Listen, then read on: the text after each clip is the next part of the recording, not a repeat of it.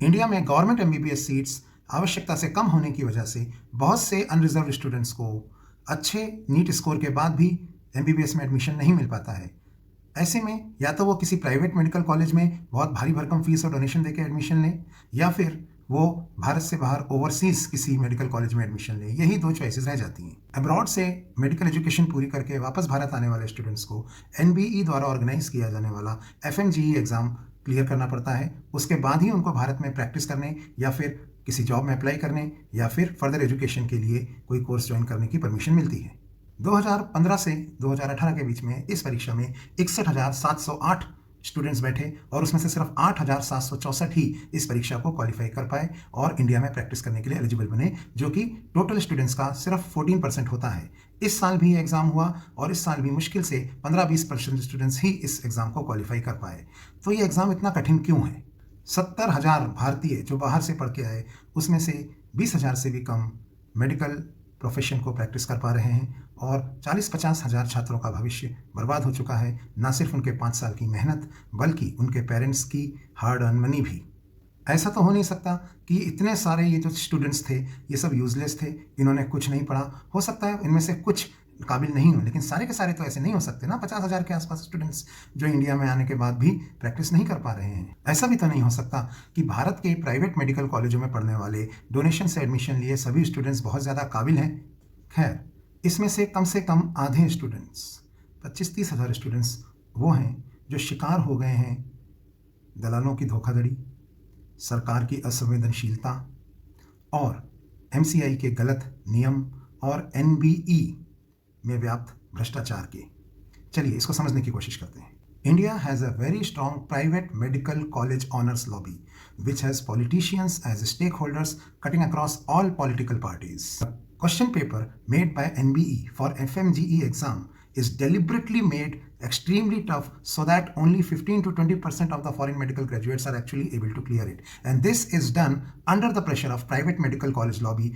Private medical college lobby के दबाव, राजनेताओं के भ्रष्टाचार और ब्यूरोक्रेट्स के करप्शन ने एमसीआई को इतना ज़्यादा करप्ट बॉडी बना दिया कि अंततः इसे डिसॉल्व ही करना पड़ा और इसकी जगह पे नेशनल मेडिकल कमीशन या एनएमसी की स्थापना हुई। लेकिन एनएमसी की जो स्थापना थी वो एक तरह से नई बोतल में पुरानी शराब परोसना हो गया, क्योंकि इसमें ऐसा भी सुनने में आया कि ज़्यादातर ऑफिशियल्स वही हैं जो एमसीआई में थे।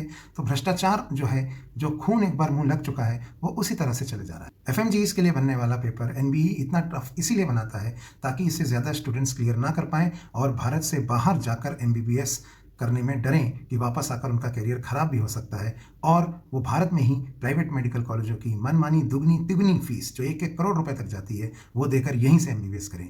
सरकार को नए मेडिकल कॉलेज एस्टैब्लिश करने के लिए बहुत सारे infrastructure, hospitals, number of beds, बहुत सी चीज़ों की ज़रूरत पड़ती है। इसलिए रातों रात सैकड़ों कॉलेजेस खड़े नहीं किए जा सकते और इसकी कमी को पूरी करने के लिए सरकार ने एक नई पॉलिसी बनाई और ये पॉलिसी ये थी कि अगर स्टूडेंट्स बाहर से भी एमबीबीएस करके आते हैं तो उनको भारत में आकर वही एक एग्ज़ाम देना पड़ेगा जो भारतीय इंडियन मेडिकल ग्रेजुएट्स को देना पड़ेगा, यानी नेक्स्ट। और नेक्स्ट का प्रपोजल भारतीय और विदेशी मेडिकल ग्रेजुएट्स को एक साथ एक ही कसौटी पर परखने का था। ओरिजिनल प्लान बहुत ही सुलझा हुआ था। चाहे इंडियन मेडिकल ग्रेजुएट हो या फॉरेन मेडिकल ग्रेजुएट, सभी को नेक्स्ट वन देना है और नेक्स्ट वन से ही नीट पीजी की मेरिट डिसाइड होगी और नेक्स्ट वन क्वालिफाई करने के बाद इंटर्नशिप करनी है और इंटर्नशिप के बाद नेक्स्ट 2 देना है। लेकिन भ्रष्टाचार की वजह से पार्ट 1 के अंदर मिलावट की गई और फॉरेन मेडिकल ग्रेजुएट्स के लिए एक एडिशनल पेपर का प्रपोजल ड्राफ्ट में रखा गया। ये एडिशनल पेपर सिर्फ फॉरेन मेडिकल ग्रेजुएट्स को ही देना है और अटेम्प्ट लिमिट भी लगा दिया कि फॉरेन मेडिकल ग्रेजुएट्स को विदिन 2 ईयर ये एग्ज़ाम क्लियर करना है। ऐसी कोई बाउंडेशन इंडियन मेडिकल ग्रेजुएट के ऊपर नहीं थी और अगर 2 साल में क्लियर नहीं कर पाए तो उनका करियर ख़त्म, उनकी सारी मेहनत बर्बाद। तो अब देखिए किस तरह से एक फॉरेन मेडिकल ग्रेजुएट को रोकने के लिए एक एक्स्ट्रा पेपर लगाया जाने का प्रपोजल है ड्राफ्ट में, ताकि वो अगर 2 साल में क्लियर ना कर पाए तो वो बाहर हो जाए, जबकि इंडियन मेडिकल ग्रेजुएट चाहे वो कहीं से पढ़ा हो उसके लिए अनलिमिटेड अटेम्प्ट्स हैं। ऐसा दुनिया में कहीं नहीं होता है, लेकिन हमने बाहर का पैटर्न तो लिया, यूएसएमएलई का लिया, प्लैब का लिया, और इस एग्ज़ाम को हमने 2 पार्ट्स में डिवाइड भी कर दिया। लेकिन सहूलियत के लिए, अपने भ्रष्टाचार के लिए अधिकारियों ने इसमें भी मिलावट कर दी। ये जो सेकेंड पेपर, जो एक एक्स्ट्रा पेपर लेने की बात हो रही है, ये सिर्फ एफएमजीई स्टूडेंट्स को ही देना पड़ेगा और इंडियन मेडिकल ग्रेजुएट्स को नहीं, और उन्हें 2 साल के अंदर अंदर ये परीक्षा क्लियर करनी पड़ेगी, नहीं तो उनका सारा मेहनत और कैरियर सब बर्बाद हो जाएगा। एनएमसी के अधिकारी वही कर रहे हैं जो ये एमसीआई में किया करते थे। प्राइवेट मेडिकल कॉलेज के दबाव में ये लोग इस परीक्षा को भी करप्ट कर देना चाहते हैं और इसमें भी वही पुराना वाला पैंतरा लगा देना चाहते हैं, ताकि बहुत कम लोग इस एग्ज़ाम को क्लियर कर पाएँ। क्योंकि जो सेकंड पेपर है, इसको डेलिबरेटली इस तरह का बनाया जाएगा कि फॉरेन मेडिकल ग्रेजुएट्स में से ज़्यादातर इसमें अटक जाएँ, जबकि इस पेपर में पूछे जाने वाले क्वेश्चंस वो पहले ही पूछ चुके हैं फर्स्ट पेपर में। यहाँ पर इस बात को मैं एक एग्जाम्पल के साथ समझाना चाहूँगा। तो नेक्स्ट पेपर 1 की बात करते हैं। मान लीजिए 2 स्टूडेंट्स हैं, एक है इंडियन मेडिकल ग्रेजुएट, एक है फॉरेन मेडिकल ग्रेजुएट। दोनों ने नेक्स्ट का पेपर 1 दिया, लेकिन जो फॉरेन मेडिकल ग्रेजुएट था, इसने इंडियन मेडिकल ग्रेजुएट से भी ज़्यादा मार्क्स नेक्स्ट के पेपर 1 में स्कोर किए। मान लीजिए, इसका मतलब ये ज़्यादा काबिल है इस इंडियन मेडिकल ग्रेजुएट से, ठीक है। लेकिन आपने इसको बोला नहीं भाई, तुम एक एग्ज़ाम और दो, और ये उसी सिलेबस में से होगा, उन्हीं में से प्री और पैरा क्लिनिकल का होगा, जो पहले या फर्स्ट पेपर में पूछ चुके हैं। इसको ये भाई साहब नहीं देंगे इंडियन मेडिकल ग्रेजुएट वाले, ठीक है, यही देगा। और यहाँ पे आपने इसको डिस्क्वालीफाई कर दिया।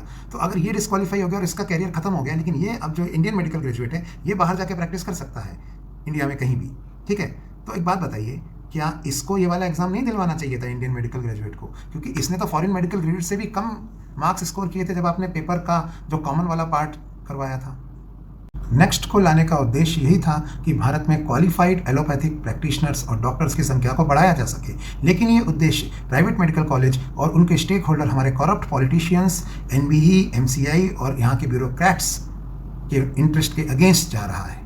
इन भ्रष्ट लोगों में से बहुत से तो वही हैं जिन्होंने 2013 में नीट को भी सुप्रीम कोर्ट में अर्जी लगा के स्क्रैप करवा दिया था, आपको याद होगा। उसके बाद 2016 में हम लोगों ने फिर से मेहनत करके, जब निज़ाम बदला, सरकार बदली, तो वापस से इस परीक्षा को हम लोग वापस ला पाए। आपने एक ही वर्ग के छात्र को 2 बार फीस दिया। पहले आपने उसे भारत में गवर्नमेंट एमबीबीएस सीट नहीं लेने दी, हालांकि उसका स्कोर अच्छा था कि भाई तुम्हारी कैटेगरी में सीट खत्म हो गई है, अब या तो तुम प्राइवेट कॉलेज में भारी डोनेशन देके एडमिशन लो, फीस देके, या तुम बाहर जाओ। फिर आपने जब वो बाहर चला गया और वहाँ से मेहनत करके पढ़ के वापस आया, तो आपने उसे फिर फीस दिया कि नहीं नहीं, तुम तो एक पेपर एक्स्ट्रा दोगे, और इस पेपर में अगर तुम 2 साल के अंदर क्लियर नहीं कर पाए तो तुम्हारी सारी मेहनत, तुम्हारा सारा पैसा बर्बाद हो जाएगा।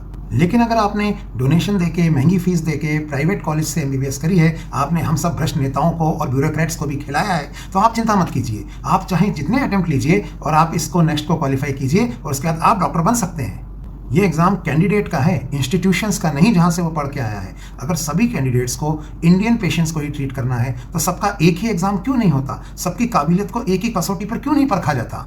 फॉरेन मेडिकल ग्रेजुएट्स भी भारत के ही नागरिक हैं, ये भी टैक्स पेयर्स के बच्चे हैं, तो फिर इनके साथ सौतेला व्यवहार क्यों किया जा रहा है? क्यों कुछ छात्रों को एक बहुत ही सरल मार्ग दिया जा रहा है भारत में प्रैक्टिस करने का, और कुछ छात्रों को बार बार अड़चनों वाला मार्ग दिया जा रहा है, जहां पर कि उसके साथ अन्याय होने की पूरी संभावना है? क्योंकि ना तो एफएमजी के पेपर में कोई ट्रांसपेरेंसी थी और ना ही ये नेक्स्ट के सेकंड पेपर की कोई आवश्यकता है। हमारा देश कोविड की फर्स्ट और सेकंड वेव से गुजरा। सौतेलेपन की हद हमने तब कर दी जब हमने फाइनल ईयर एमबीबीएस स्टूडेंट्स को भी ऑफर कर दिया कि वो लोग कोविड में आकर हॉस्पिटल्स में हेल्प करें। लेकिन इन एफएमजी स्टूडेंट्स के लिए जो पासिंग परसेंटेज है, उसको 50% से नीचे नहीं गिराया। मतलब जो एलोपैथी के डॉक्टर्स हैं वो नहीं कर सकते हेल्प, लेकिन आयुष वाले कर सकते हैं, स्टूडेंट्स कर सकते हैं। क्या ये दोहरा मापदंड नहीं है? क्या ये उस जनता के साथ धोखा नहीं है जो विश्वास करती है सरकार और सारी सरकारी संस्थाओं पे, जैसे एनबीई, एमसीआई और मिनिस्ट्री ऑफ हेल्थ, कि आप लोग सभी कैंडिडेट्स को एक ही कसौटी पे परखेंगे और जो कैंडिडेट्स वाकई फिट होंगे पेशेंट्स को ट्रीट करने के लिए, उन्हीं को अलाउ करेंगे। ऐसा नहीं कि उनमें से कुछ कम काबिल कैंडिडेट्स को आप अलाउ कर दें और कुछ कैंडिडेट्स को ज़बरदस्ती नाकाबिल का ठप्पा लगा के रिजेक्ट कर दें। मेरा सरकार से अनुरोध है, अगर यही करना था तो फिर नेक्स्ट लाई ही क्यों, और फिर उन बच्चों को बाहर जाने की आप परमिशन ही क्यों देते हैं जब आपको उनके साथ यही करना है? तो देखिए, मुझे पता है सरकार की नीयत अच्छी है, the idea is right, but the execution is not taking place in the right manner, because corrupt people with their vested interest have actually screwed up the entire process। तो मैं ये फैसला आप लोगों पे छोड़ता हूँ कि क्या ये सब जो हो रहा है ये सही है? क्या ये अन्याय नहीं है? क्या सरकार को आंखें और कान खोल कर देखना नहीं चाहिए कि जिस सही आइडिया और उद्देश्य के साथ वो नेक्स्ट लाए थे, उसमें कहाँ मिलावट हो रही है? ये एक्स्ट्रा पेपर क्यों? इसको हटा के जब पहले जो ओरिजिनल प्लान था उसको क्यों नहीं इम्प्लीमेंट किया जाता? देखिए, ताकि ना कोई खाए और ना आप किसी को खाने दें। जय हिंद।